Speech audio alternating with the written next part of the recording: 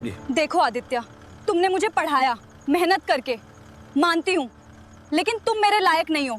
तुम एक गंवार अनपढ़ आदमी हो, जिसकी वजह से मुझे बड़े लोगों के सामने अपमानित होना पड़ता है, तुम्हारी वजह से। काव्या, मैंने समाज से लड़कर, ताने सुनकर तुम्हें पढ़ाया, यहाँ तक पहुँचाया, खून पसीना बहाकर, और तुम ये क्या कह रही हो? वो मेरी मजबूरी थी, समझे तुम? और जितना तुमने लगाया है वो पैसा मैं तुम्हें दे दूंगी, समझे? और ये बेटी तुम अपने पास ही रखो। मैं दूसरी शादी कर रही हूँ एक पढ़े लिखे अफसर से।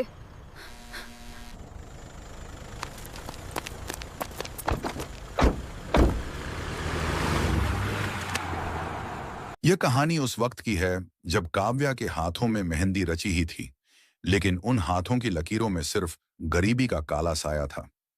काव्या अपने गांव की सबसे होशियार लड़की थी। स्कूल की किताबों के पन्ने पलटते हुए वह अक्सर आसमान में उड़ते हवाई जहाज को देखकर कहती, एक दिन मैं भी इतनी ही ऊंची उड़ूंगी। लेकिन किस्मत का लिखा कुछ और ही था। काव्या के पिता एक बूढ़े किसान थे, जिनका खेत साहूकार के कर्ज में डूब चुका था। घर में 2 वक्त की रोटी के लाले थे। एक दोपहर जब काव्या कॉलेज का फॉर्म भरने की जिद कर रही थी, उसके पिता ने रोते हुए उसके पैर पकड़ ली। तो हम सब भूखे मर जाएंगे बेटी। मुझे माफ कर दे, मेरे पास तुझे खिलाने के पैसे नहीं हैं। पढ़ाई कहाँ से कराऊंगा? अगर तू इस घर से विदा नहीं हुई तो हम सब भूखे मर जाएंगे। मैंने आदित्य को देखा है, लड़का अनपढ़ है, मजदूरी करता है, पर उसका दिल सोने का है। वो तुझे सुखी रखेगा। काव्या का सपना उस दिन टूटकर बिखर गया। उसने अपनी किताबें एक पुराने झोले में बंद की और भारी मन से एक मजदूर की पत्नी बनकर उस तंग बस्ती में आ गई जहां आदित्य रहता था। शादी के शुरुआती दिन गरीबी और तंगहाली में बीत रहे थे। आदित्य सुबह से रात तक लोहे की चिलचिलाती भट्टी के सामने खड़ा रहता था। एक रात आदित्य ने देखा कि काव्या खिड़की के पास बैठी चांद को देख रही थी और उसकी आंखों से आंसू टपक रहे थे। पास ही उसकी पुरानी किताबें बिखरी पड़ी थीं। काव्या, तुम रो क्यों रही हो? मुझसे कोई गलती हो गई क्या? खाना ठीक नहीं लगाया या ये घर पसंद नहीं आया? क्या हुआ? नहीं आदित्य, आप बहुत अच्छे हैं, पर जब भी इन किताबों को देखती हूँ तो कलेजा मुंह को आने लगता है। गरीबी के कारण मेरी कलम छीन ली तब तो। बस यही चूल्हा चौखट मेरी जिंदगी है। नहीं काव्या, तुम्हारी कलम नहीं छीनी जाएगी। अगर तुम्हारे पिता मजबूर थे तो मैं मजबूर नहीं हूं। तुम कल से अपनी पढ़ाई फिर से शुरू करोगी। मैं अनपढ़ हूं तो क्या हुआ, मेरी बीवी साहिब बनेगी। क्या कह रहे हो आप?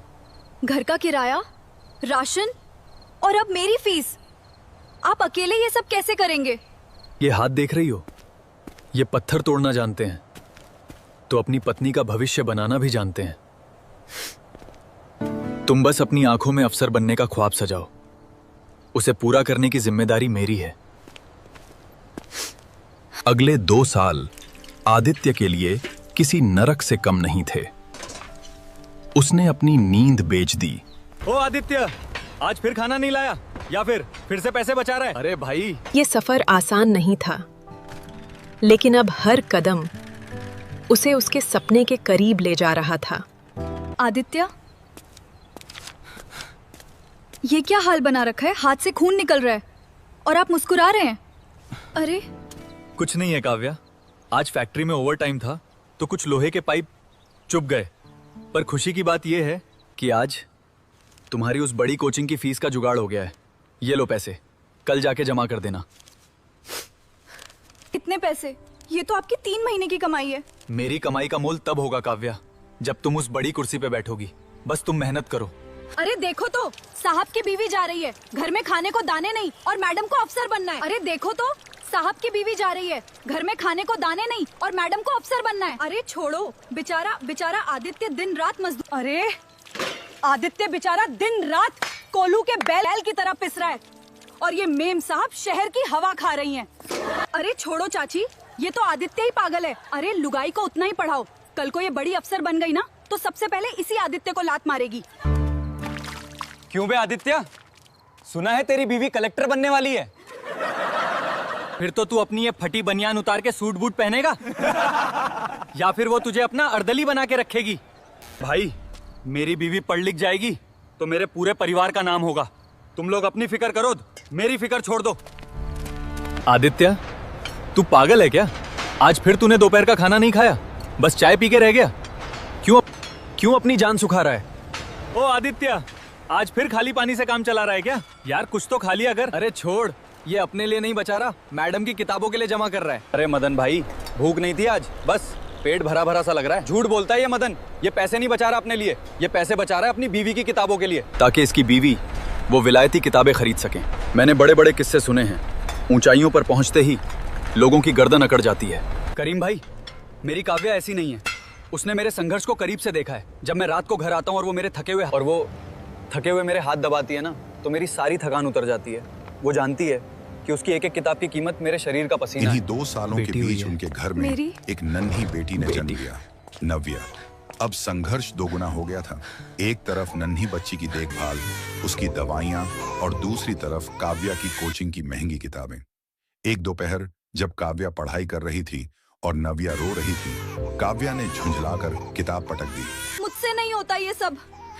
एक तरफ ये बच्ची रोती रहती है, दूसरी तरफ घर की ये दरिद्रता। शांत हो जाओ काव्या, तुम पढ़ाई करो। मैं नव्या को बाहर ले जाता हूँ, जब तक तुम अपना चैप्टर पूरा कर लो।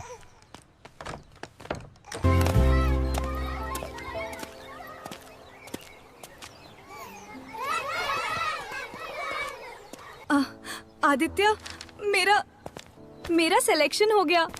सुना मेरी गुड़िया, तेरी माँ अफसर बनने वाली है। आदित्य, मुझे अब शहर जाना होगा, वहाँ ट्रेनिंग के लिए। तुम बेटी का और अपना ख्याल रखना। ये लो काव्या, ये कुछ पैसे हैं और ये तुम्हारी माँ के कंगन्स जो मैंने गिरवी रखे थे। आदित्य, मैं जा तो रही हूँ, पर वहाँ सब बड़े बड़े लोग होंगे, तो मैं आपको फोन कम कर पाऊंगी। आप नव्या को संभाल लेंगे ना? तुम फिक्र मत करो, नव्या को मैं पलकों पर रखूंगा। तुम बस अपना नाम रोशन करना। आदित्य की आंखों में अब भी उम्मीद थी।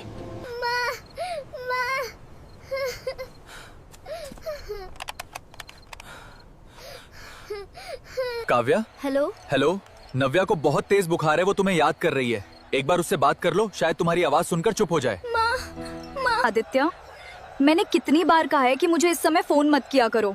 मैं अपनी बैचमेट्स के साथ एक बहुत जरूरी डिनर पे हूँ। बुखार है तो डॉक्टर को दिखाओ ना, मुझे फोन करने से क्या होगा? मैं कोई डॉक्टर नहीं बन रही, अफसर बन रही हूँ। और माँ,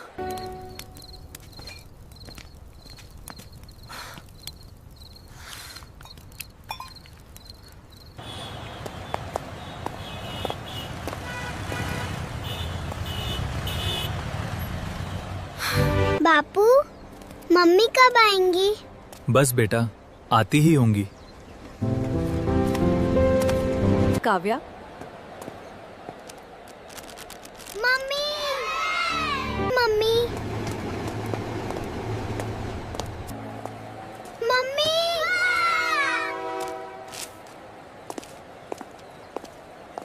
काव्या, कौन है ये आदमी जो तुम्हें इतनी जोर से पुकार रहा है? काव्या, तुम्हारा कोई दूर का रिश्तेदार? नहीं, वो बस मेरे गांव का एक आदमी है। शायद मेरा सामान उठाने आया होगा।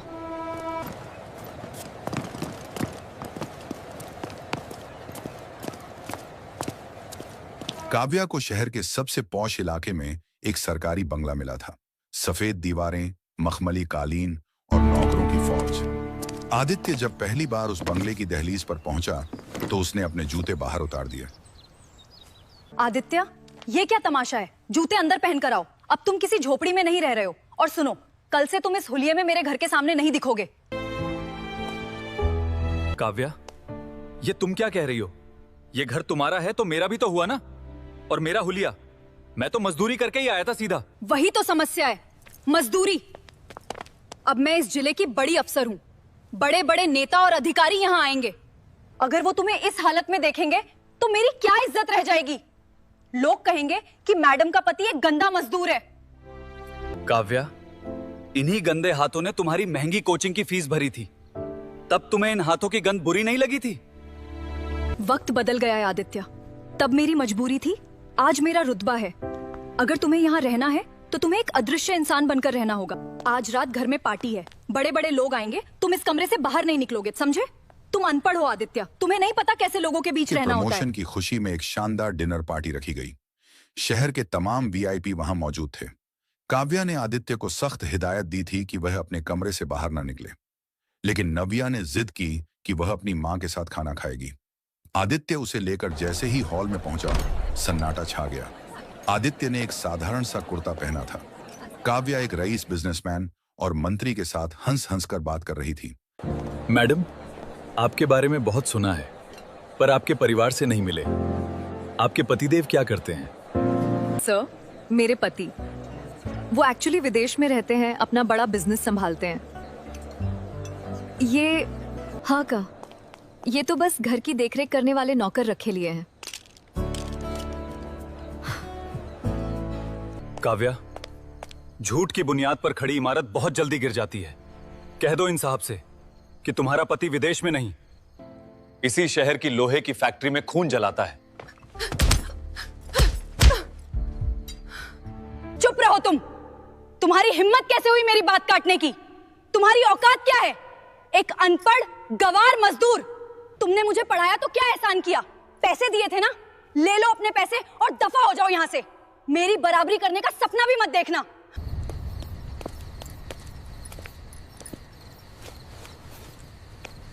मैं जा रहा हूं काव्या। तुमने आज सिर्फ मुझे थप्पड़ नहीं मारा, बल्कि उस भरोसे का कत्ल किया है जिसके दम पर मैं 18-18 घंटे काम करता था। जाओ, और याद रखना, तुम मेरे पति कहलाने के लायक भी नहीं हो। मेरी और तुम्हारी कोई बराबरी नहीं है, समझे तुम? मैं आज जहां खड़ी हूं, वहां पहुंचने का सपना भी तुम जैसे लोग नहीं देख सकते। मैं आसमान हूं और तुम सिर्फ जमीन की धूल हो। और अपनी उस बेटी को भी ले जाओ, मुझे तुम्हारी कोई जरूरत नहीं है। आज तुम बहुत ऊंची खड़ी हो काव्या, लेकिन याद रखना, ऊंचाई जितनी ज्यादा होती है, गिरने पर चोट भी उतनी ही गहरी लगती है। तुमने मुझे अनपढ़ कहा, गवार कहा, और आज उसी घर से निकाल दिया जिसे बसाने के लिए मैंने अपनी पूरी जिंदगी झोंक दी थी। पर समय का पहिया घूमेगा काव्या, जरूर घूमेगा।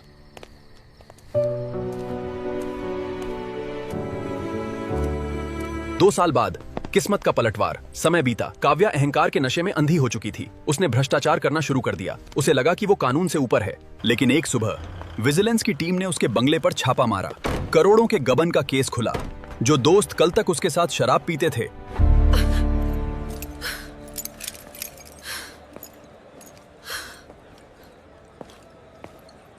और उसे 3 साल की जेल हुई।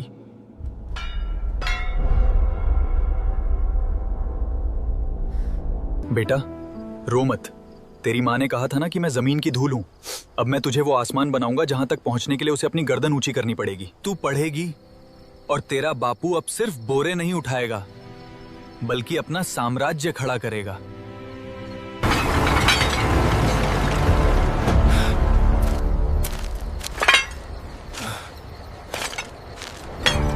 आदित्य, तू पागल हो गया है? रात भर सोता नहीं है, ये लोहे के टुकड़े और पुरानी मशीनें लेकर क्या करेगा? सांवला भाई, लोहा जब तपता है तभी हथियार बनता है। मुझे बस एक मौका चाहिए।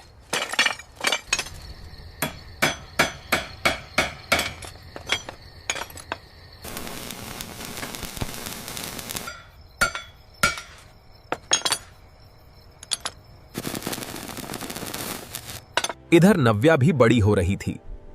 आदित्य उसे खुद पढ़ाता और शहर के सबसे अच्छे स्कूल में उसका दाखिला कराया।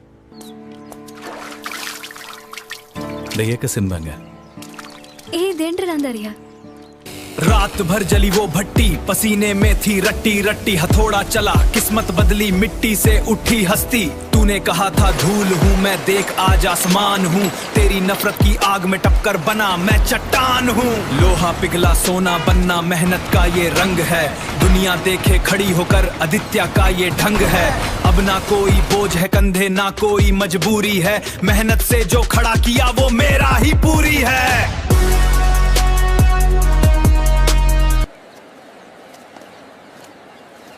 बापू, आप इतने बड़े मालिक बन गए, इतनी गाड़ियां हैं, पर आप आज भी उस पुरानी बस्ती के स्कूल में दान देने क्यों जाते हैं?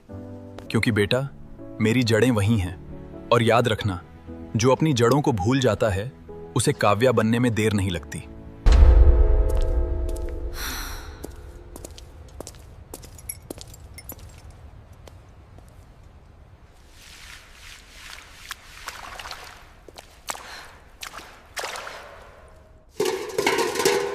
आदित्य, तुमने ये सब कैसे सहा? मैंने तो बस कुछ दिन ये काम किया और मेरी रूह कांप गई। तुमने तो सालों तक अपना खून जलाया ताकि मैं चैन की नींद सो सकूं। मैं कितनी अंधी थी।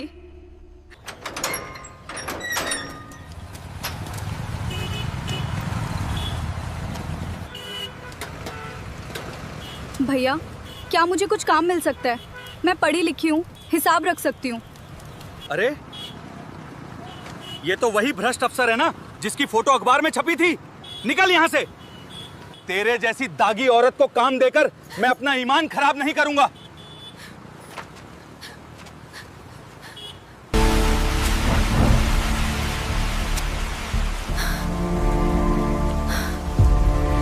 ए औरत, पीछे हट।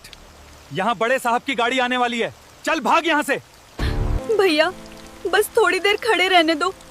बहुत भूख लगी है। अगर कोई काम हो तो बता दो, झाड़ू पोछा भी कर लूंगी।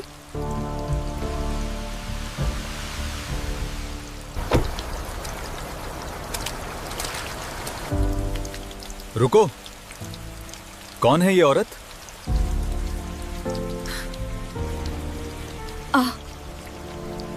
आदित्य, आदित्य, तुम?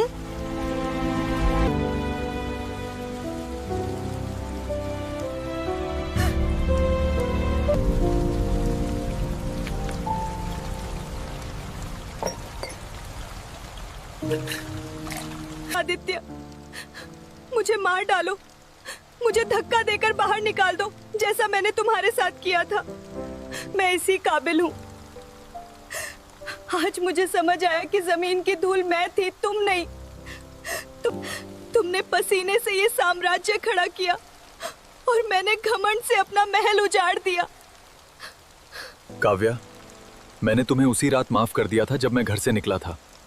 अगर मैं नफरत पालकर बैठता तो आज यहाँ नहीं होता। नफरत इंसान को जलाती है और मेहनत उन्हें चमकाती है। मुझे दुख इस बात का नहीं है कि तुमने मुझे छोड़ा। दुख इस बात का है कि तुमने एक माँ और एक इंसान होने का धर्म भी खो दिया। बापू, ये कौन है और ये फर्श पे क्यों बैठी हैं? इन्हें कुर्सी पे बिठाइए।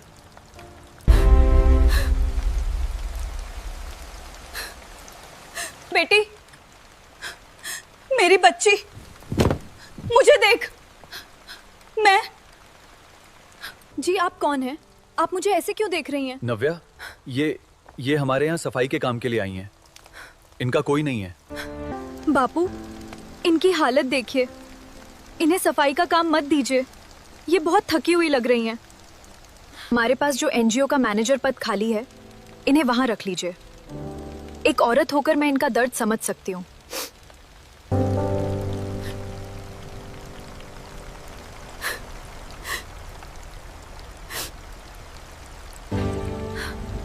बापू, मुझे पता है ये कौन है। तुम्हें कैसे पता नव्या? मैंने संदूक में आपकी और माँ की पुरानी फोटो देखी थी। मुझे पता है कि इसी औरत ने आपको अनपढ़ कहकर घर से निकाला था। मुझे पता है कि इन्होंने मुझे बचपन में लावारिस छोड़ दिया था। आज मेरा मन था कि मैं आपसे वही सब कहूँ जो आपने मेरे बापू से कहा था। मेरा मन था कि मैं आपको बताऊं कि एक मजदूर का खून क्या कर सकता है, लेकिन मेरे बापू ने मुझे अफसर बनना नहीं, इंसान बनना सिखाया है। बापू, इन्हें माफ कर दीजिए, क्योंकि इन्हें जो सजा मिलनी थी वो कुदरत दे चुकी है। आज ये अपनी ही बेटी के सामने एक अजनबी बनकर खड़ी हैं। इससे बड़ी सजा एक माँ के लिए क्या होगी। इन्हें काम दीजिए, पर इन्हें ये एहसास हमेशा होना चाहिए कि जिस धूल को इन्होंने ठुकराया था, आज उसी की छांव में इन्हें रोटी मिल रही है। I am having trouble filling out these forms. It is. All right, let me take a look. We'll sort this out. Yes, the data confirms the projections. We can move forward with the implementation. कुर्सी से नहीं, किरदार से बड़ा बनो, वरना एक दिन सब कुछ होते हुए भी तुम्हारे पास कुछ नहीं बचेगा।